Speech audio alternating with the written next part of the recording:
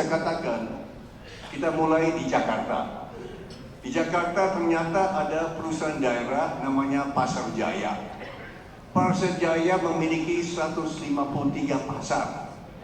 Ini sebetulnya sudah ide lama, tapi ternyata kepala daerah yang lama banyak omong-omong Pak Aman. Banyak no action talk only. Yang lama Pak, yang lama ya. Bapak ngerti yang saya maksudnya.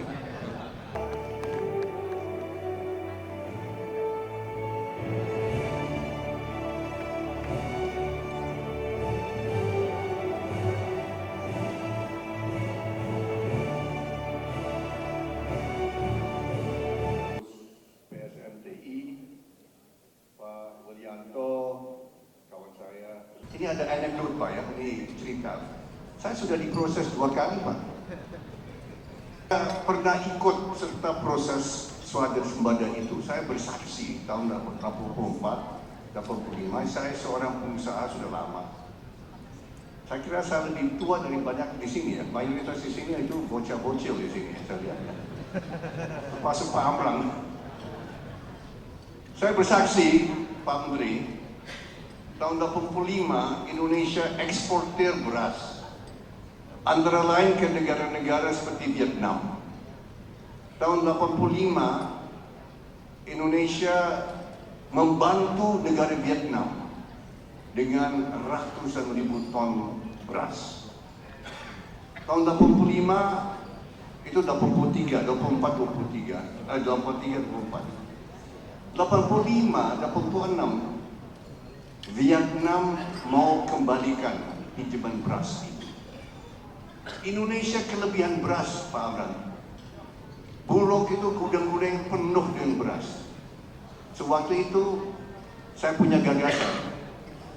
Kalau Indonesia tidak perlu beras, Indonesia jual ke negara lain. Saya waktu pelakunya, Pak. Saya jual beras Bulog ke negara tetangga namanya Filipina.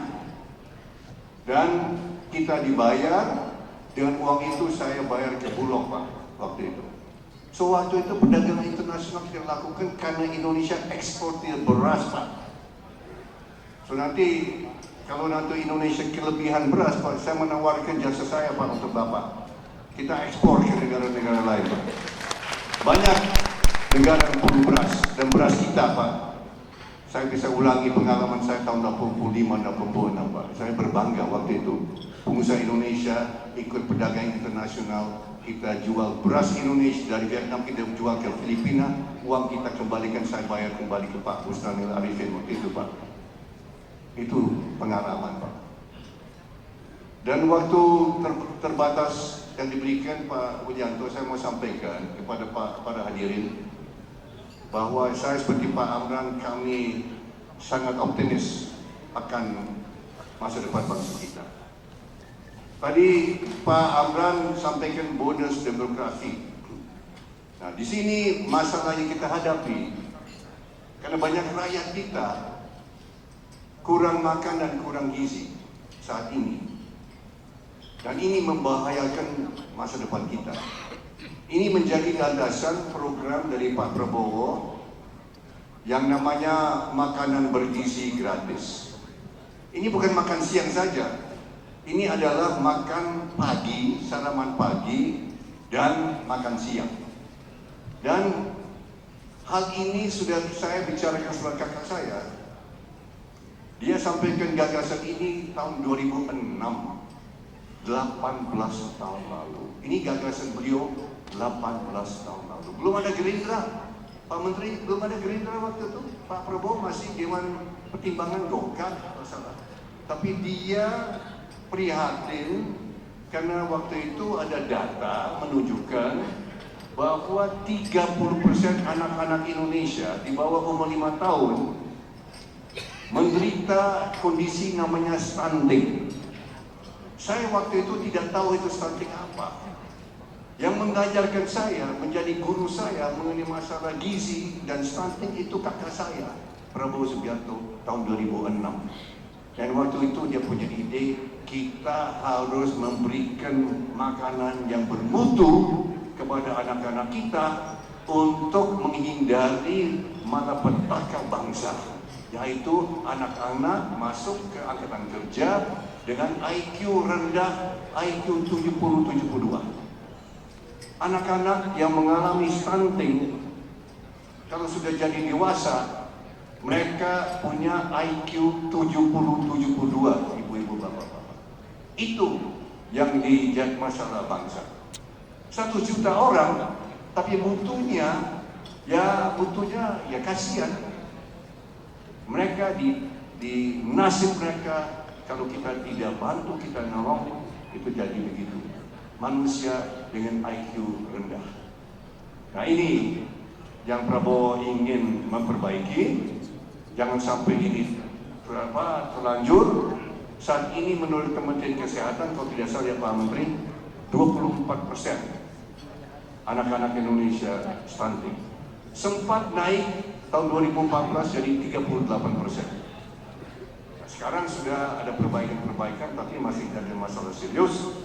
24%. Presiden terpilih yang baru ingin kita kurangi, kalau bisa sampai 0% stunting di Indonesia.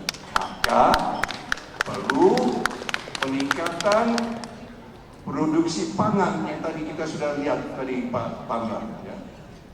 Saya bisa bersaksi bahwa Pak Amran, Pak Menteri ini adalah paling disayangi Pak Prabowo Subianto saat ini.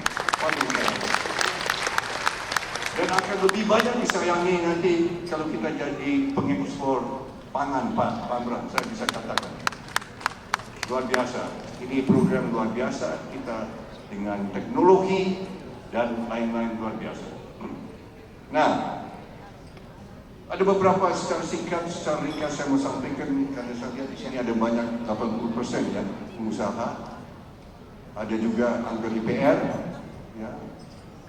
Mungkin tanggal 1 ya akan dilantik bersama anak saya juga akan dilantik, insya Allah tanggal 1.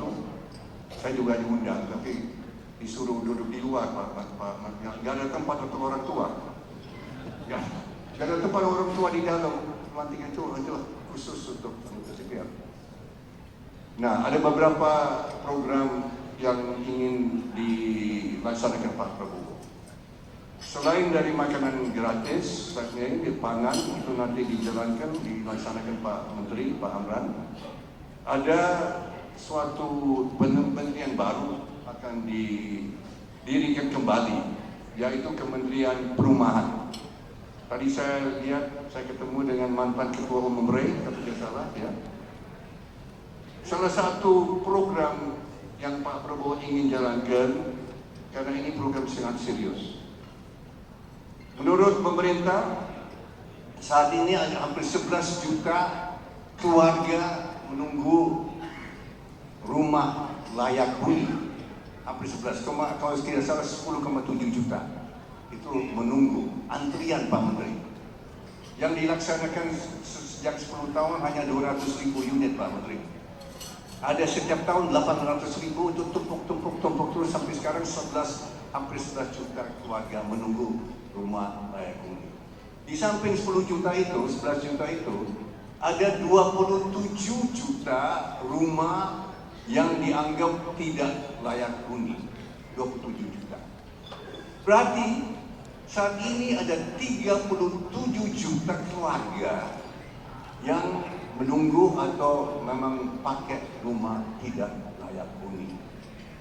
Nah, kalau tidak layak huni berarti tidak sehat, karena tidak ada akses air bersih, tidak ada akses listrik yang cukup, banyak yang pakai lantai-lantai berupa tanah, itu banyak cacing-cacing.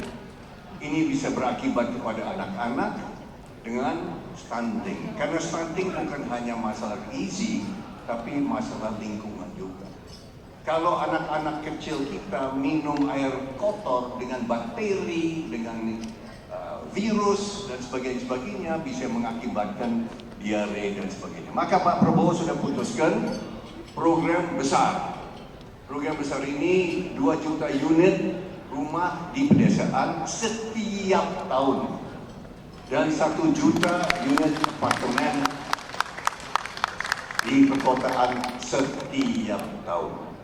Dan orang banyak yang skeptis, ragu-ragu, apa kita mampu, dan sebagainya.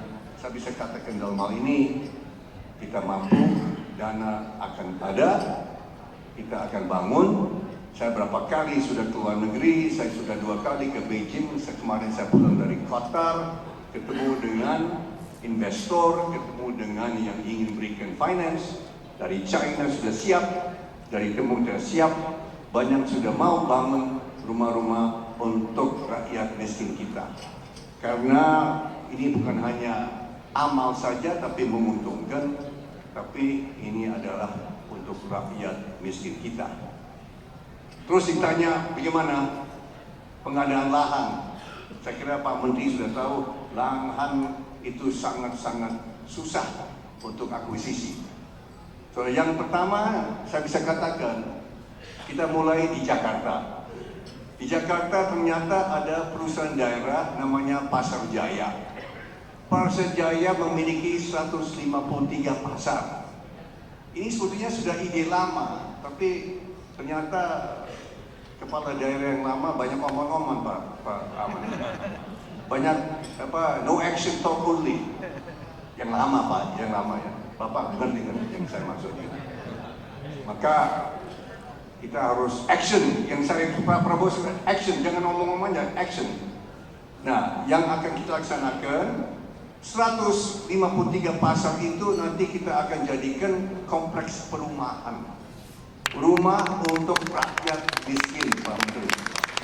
153 pasar, kita akan bangun 150 kompleks pasar-pasar itu di banyak. Nanti pasar-pasar itu nanti untuk pedagang kecil, menengah, dan koperasi itu nanti pakai tetap. Yang akan bangun nanti kontraktor-kontraktor. So kalau ada bapak-bapak di sini yang hadir, yang anggota Gapensi atau anggota apa kontraktor silahkan nanti bisa ikut partisipasi membangun gedung-gedung. Kita mau bikin seperti Singapura. Kalau Singapura Pak Willy, Singapura saya ketemu dengan HDB. Saya pernah ketemu dengan HDB Singapura, pemerintah Singapura untuk bahas perumahan ini. Mereka baru selesaikan 1 juta unit apartemen baru tahun ini. Kita mau bangun 1 juta unit apartemen setiap tahun Pak Willy. Itu bedanya.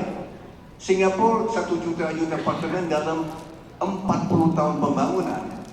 Kita mau bikin 1 juta apartemen setiap tahun. Itu bedanya. Indonesia negara besar Bapak-Bapak Ibu-Ibu. Indonesia pasar besar. Pasar untuk bapak-bapak, ibu-ibu pengusaha. Ini saya amat yakin. Dan begini, kalau bapak-bapak, ibu-ibu lihat target Pak Prabowo itu 8% per tahun, saya bisa katakan itu target 8% minimal. Itu floor. Kita ingin di atas itu. Dan 8% itu, menurut tim transisi waktu menghitung, itu 8% itu di luar perumahan, Pak. Di luar perumahan. Dan kita sudah pelajari pengalaman di China. Betul sekarang, sejak 7 tahun di China, sektor perumahan, real estate mandek. Ya, betul Pak. Ya, bapak-bapak mungkin ikut juga ya, invest di China ya. Mandek. Maka Indonesia akan jadi tempat untuk perumahan dan real estate. Kenapa? Karena saat ini Pak Menteri, saya baca dan saya lihat sudah pelajari, perumahan saat ini merupakan 14% dari GDP kita, Pak. Dengan pengalaman China pernah mencapai 25%, Pak. Perumahan itu 25% dari GDP China, Pak, selama 35 tahun, Pak. Dari zaman Deng Xiaoping yang saya kagumi, Pak Teguh. Saya paling kagum sama Deng Xiaoping. Prabowo juga kagum sekali sama Deng Xiaoping. Dan di tahun 82 dia mulai, ya 82-83 mulai di Shenzhen dan di tempat-tempat lain, sampai 2017 pemerintah China 25% itu dari perumahan dan konstruksi. Indonesia sekarang 14% Pak Menteri. Nah, dengan perumahan ini, program kita ini, kita ingin mencapai juga 25%. Maka kita sangat optimis, kita bisa tambah 1% lagi dari perumahan dan konstruksi. So ini kawan-kawan yang ikut dalam perumahan real estate ini sangat kabar baik. Pemerintah akan betul-betul dengan mendirikan Kementerian Perumahan dengan Menteri Perumahan yang khusus menangani hal ini. So ini suatu hal dan bikin saya optimis. Ada juga program-program lain, misalnya penyebarluasan internet. Ini kita ingin internet sampai ke rumah-rumah orang miskin juga, bukan hanya orang kelas menengah ke atas. Ada program-program yang nanti, dan ini menurut McKinsey, konsultan internasional, McKinsey sudah menyatakan bahwa setiap 10% rumah tangga yang dapat akses ke internet murah, ini bisa menambah 0,7 sampai 1,3% GDP, Pak Menteri. So ini kalau kita tambah ini di atas perumahan dan 8%, saya kira kita sudah mendekati 10% growth setiap tahun, Pak. Dan saya yakin bisa 10-15 tahun kita bisa 10% ke atas. So, saya sangat optimis. Maaf, saya ditunggu cucu saya, Pak Beli, saya nggak bisa lama.